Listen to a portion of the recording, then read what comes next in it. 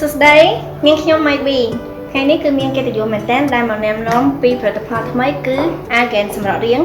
ដែលមកពីប្រទេសហុងកុងនិងមានស្តង់ដារផលិតមកពីប្រទេសអ៊ីតាលី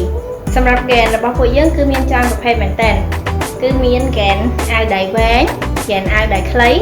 ហ្គេនរកកំពង់ដៃហ្គេនវាក្លៀកនិងហ្គេនជាអៀមផងដែរអ្វីដែលពិសេសជាងនេះទៅទៀត